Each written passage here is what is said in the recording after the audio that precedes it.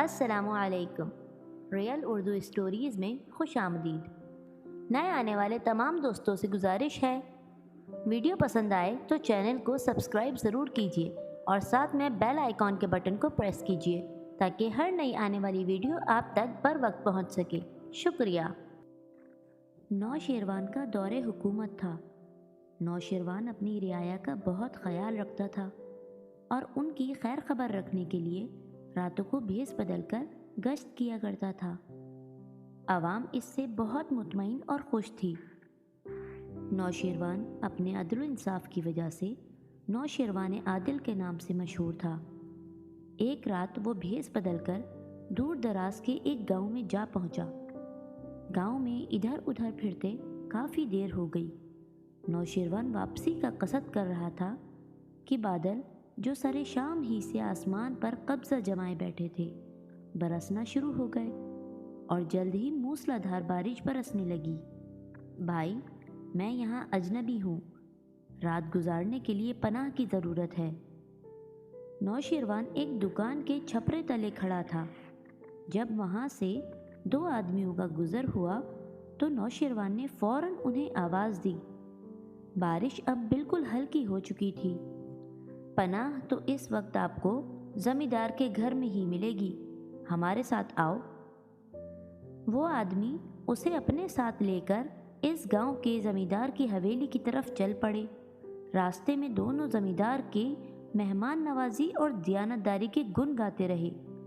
نوشیروان خاموشی سے سنتا رہا۔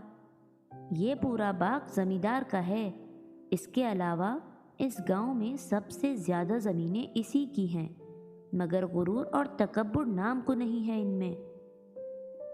وہ آدمی زمیندار کی تعریفیں کرتے رہے حتیٰ کہ زمیندار کی حویلی پہنچ گئے۔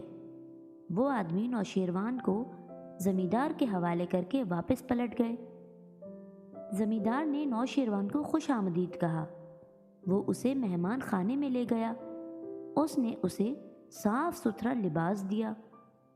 نوشیروان نے نہا دھو کر زمیندار کا دیا ہوا لباس پہن لیا۔ زمیندار نے اس کے لیے اچھا سا کھانا پکوایا اور پاس بیٹھ کر اسے محبت سے اصرار کر کے کھلایا۔ کھانے کے بعد زمیندار نے اسے قہوہ پلایا۔ شرفو، چارپائی پر دھلا ہوا صاف ستھرا بستر بچھا دو۔ زمیندار نے اپنے نوکر کو آواز دے کر کہا، لیجئے جناب، اب آپ آرام کیجئے، آپ سے صبح ملاقات ہوگی۔ زمیندار کے کہنے کے بعد نوشیروان اٹھ کر چارپائی پر دراز ہو گیا۔ جناب، اب میں بھی سونے جا رہا ہوں، اگر کسی چیز کی ضرورت ہو تو بتائیے۔ زمیندار نے مہمان خانے سے نکلنے سے پہلے نوشیروان کو مخاطب کیا۔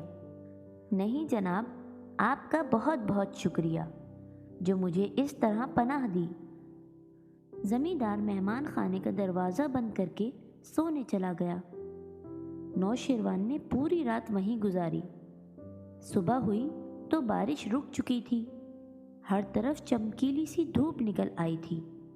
نوشیروان نے جانے کی تیاری کر کے مہمان خانے کا دروازہ کھولا تو سامنے سے زمیندار اپنے نوکر کے ساتھ چلا آ رہا تھا۔ اس کے ہاتھ میں ناشتے کی ٹرے تھی۔ ارے، آپ نے کیوں زحمت کی؟ میں بس جا ہی رہا تھا۔ نوشیروان نے ان سے کہا، ارے نہیں بھائی، آپ ہمارے مہمان ہیں، ایسے ناشتہ کیے بغیر تو ہم آپ کو نہیں جانے دیں گے۔ زمیندار نے خوش دلی سے کہا۔ نوکر نے ٹرے تپائی پر رکھی۔ بسم اللہ کیجئے۔ رات تو میں آپ کے ساتھ کھانے میں شریک نہ ہو سکا کیونکہ میں رات کا کھانا کھا چکا تھا، اس لیے معذرت، مگر ناشتے میں اب آپ کے ساتھ کرنے کی سعادت حاصل کروں گا۔ زمیندار نے خود نوشیروان کے ساتھ بیٹھ کر ناشتہ کیا اور اسے ہر چیز محبت سے پیش کی۔ ناشتہ کرنے کے بعد نوشیروان نے جانے کی اجازت چاہی۔ بھائی، میں نے کوشش تو پوری کی ہے کہ آپ کی مہمان نوازی میں کوئی کسر نہ رہ جائے، مگر پھر بھی اگر میرے لائق کوئی اور خدمت ہو تو جانے سے پہلے ضرور بتائیے۔ زمیندار نے خلوص اور محبت سے کہا تو نوشیروان مسکرایا۔ وہ دل ہی دل میں زمیندار کی مہمانداری کا قائل ہو گیا تھا، جناب میں نے یہاں آتے ہوئے قریب ہی آپ کا انگوروں کا باغ دیکھا تھا، ہو سکے تو مجھے انگور بھی کھلا دیجیے۔ نوشیروان نے فرمائش کی۔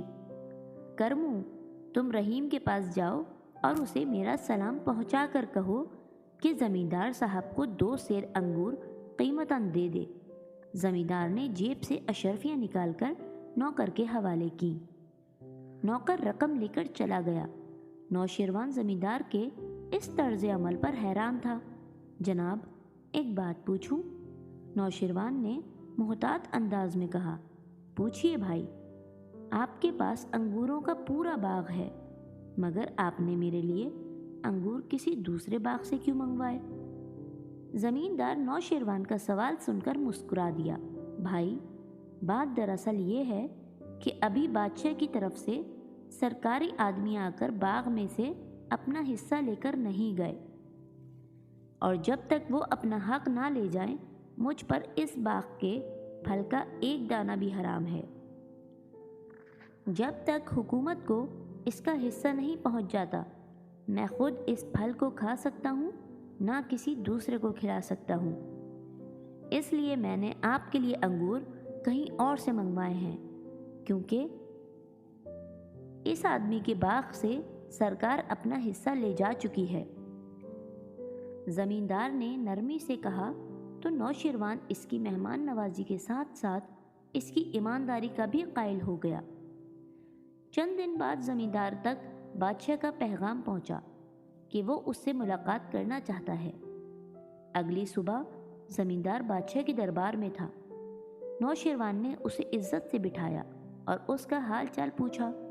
زمیندار حیران تھا کہ اس نے ایسا کیا کام کیا ہے جو بادشاہ نے اسے اس طرح دربار میں بلا لیا ہے۔ یہ وہ آدمی ہے جس کی مہمان نوازی اور دیانت داری کا نوشیروان خود گواہ ہے۔ نوشیروان نے اپنے سارے وزراء کو مخاطب کر کے کہا تو زمیندار نے چونک کر بادشاہ کو دیکھا۔